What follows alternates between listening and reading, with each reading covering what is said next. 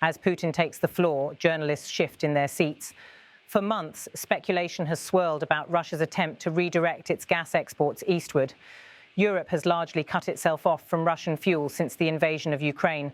Moscow, once Europe's dominant supplier, is now in search of new customers. China, hungry, industrial and still growing, is the obvious answer. Of course, this will create competitive advantages for our Chinese friends because, I repeat, they will receive the product at balanced market prices, not at inflated prices, as we are now seeing in the Eurozone, for example. And most importantly, this will be a stable supply, a reliable supply. Vladimir Putin, Russian President Putin's statement is designed to cut in two directions. Toward China, it offers reassurance, stable, cheap gas, locked in through long-term contracts. Toward Europe, it is a rebuke, a reminder that sanctions have forced the continent into paying higher prices on volatile global markets. The Russian leader is playing the role of supplier, but also of strategist. There is no charity here on either side. These are mutually beneficial agreements. They are implemented on market principles, based on the market principles that are developing in this region. Vladimir Putin. For Putin, the point is clear. This is not a desperate giveaway to Beijing. It is, in his words, a mutually beneficial deal. In the Kremlin's telling, the project strengthens both economies. Russia gains a customer for its stranded gas, and China locks in the fuel it needs to power its industrial rise. Gazprom is one of our leading companies. It's entering new markets that are expanding. Overall, through Mongolia, we will supply 50 billion cubic meters. We currently have 38 billion cubic meters through Power of Siberia 1. Then a couple more routes, which will also increase. Overall, supplies will be over 100 billion cubic meters of gas. Vladimir Putin. These numbers matter. Russia already pipes 38 billion cubic meters of gas each year through the first Power of Siberia pipeline. The new corridor, Putin says, will carry another 50 billion cubic meters annually through Mongolia. Add future expansions, and the total could top 100 billion cubic meters, an amount rivaling the flows that once lit and heated Europe.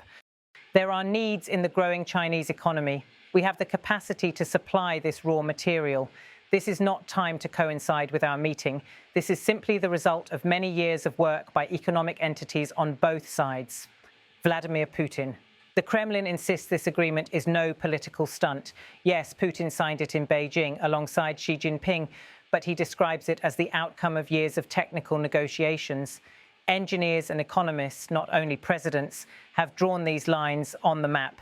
This is work that has really been going on for a long time, and we have been discussing it with our partners for a long time. There were several routes, they have their pros and cons, and the negotiations took a long time, more than a year. Vladimir Putin. The story, however, is much larger than one press conference. The Power of Siberia 2 is more than steel pipes buried beneath the steppe. It is the embodiment of Russia's pivot to Asia, accelerated by the war in Ukraine and the rupture with Europe. For decades, Europe was Moscow's primary gas customer, consuming hundreds of billions of cubic meters each year. That market is now shattered. LNG from Qatar, the US and Norway has replaced what once came through Nord Stream. For Russia, this is about survival. The Chinese market offers a lifeline, though on different terms. Where Europe once paid premium rates, China negotiates hard. And with its vast domestic demand, Beijing is in no rush. For Russia, the urgency is greater. For Beijing, the benefits are clear. Access to discounted gas underpins its energy security strategy. Stable supplies mean Chinese factories, cities and homes can depend less on volatile global LNG markets. It also gives Beijing leverage. When Russia needs a buyer, China can dictate conditions. In global terms, China positions itself not just as the world's factory, but as the hub of a new energy axis stretching from Siberia to the Pacific. This pipeline is not simply about price. It is about trust, about signaling to the world that China can secure its energy through long-term strategic partnerships rather than spot market gambles. Lost in the headlines, but crucial in geography, is Mongolia. Landlocked and often overlooked, Ulaanbaatar suddenly finds itself sitting on a corridor of enormous significance. Transit fees, construction projects and political leverage will come with the pipeline, but so will dependence. For Mongolia, the question is whether being a bridge between two giants is a blessing or a trap. Analysts warn that the pipeline could make Mongolia's economy heavily reliant on Russia-China energy politics. Yet for Ulaanbaatar, the choice is limited. Either be bypassed or embrace the role of transit nation. Across the continent in Europe, the symbolism is bitter. Only 3 years ago, European homes were heated by Russian gas. Today, Moscow tells Europeans their prices are inflated while promising China balanced deals. It is a reminder that sanctions have reshaped global energy flows. Putin's remarks echo loudly in Brussels and Berlin. What once was a commercial partnership is now a geopolitical fracture. Europe pays more, Russia sells elsewhere, and China profits from the shift. What does this mean long term? Analysts see the Power of Siberia too as part of a new triangle. Russia as supplier, China as consumer, Mongolia as conduit.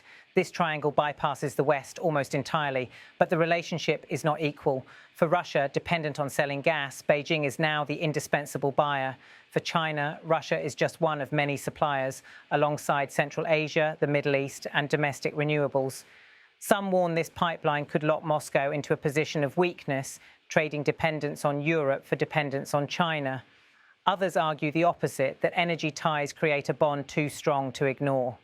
With more than 100 billion cubic meters of gas flowing annually, Moscow and Beijing become joined at the hip, not just in strategy, but in infrastructure.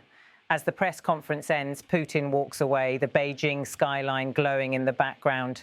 The deal is signed, the headlines written, yet the consequences are only beginning. For Moscow, this pipeline is a lifeline eastward. For Beijing, it is leverage and security. And for the wider world, it is a reminder that in the 21st century, pipelines are no longer just conduits of fuel. They are conduits of power, shaping alliances, shifting balances, and redrawing the map of global energy.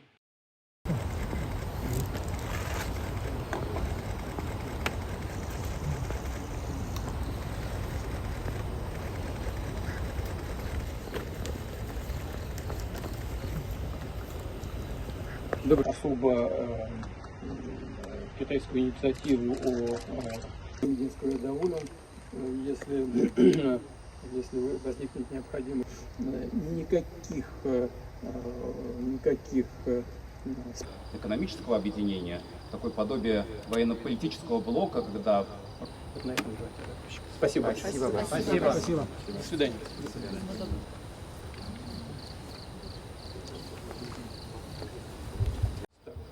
Конечно, это будет создавать конкурентные преимущества для наших китайских друзей, потому что, повторяю, они будут получать продукт по взвешенным рыночным ценам и по каким-то завышенным, как это сейчас мы видим в той же еврозоне. И что самое главное, это стабильная поставка, надежная поставка. Знаете, здесь нет никакой благотворительности ни с одной, ни с другой стороны. Это взаимовыгодные договоренности. Они реализуются на рыночных принципах, исходя из этих рыночных принципов, складывающихся именно в этом регионе. И «Газпром», одна из наших ведущих компаний, у него появляются, расширяются новые рынки. В целом это вот через Монголию у нас будет 50 миллиардов, то, что сейчас есть 38, потом еще там пара маршрутов, но которые тоже будут увеличиваться. В целом получится свыше 100 миллиардов кубических метров газа. Можно? Поэтому есть потребности в растущей китайской экономике, есть возможности поставок этого сырья. У нас, в конце концов, это не приурочено к нашей встрече. Это просто результат многолетней работы хозяйствующих субъектов с обеих сторон.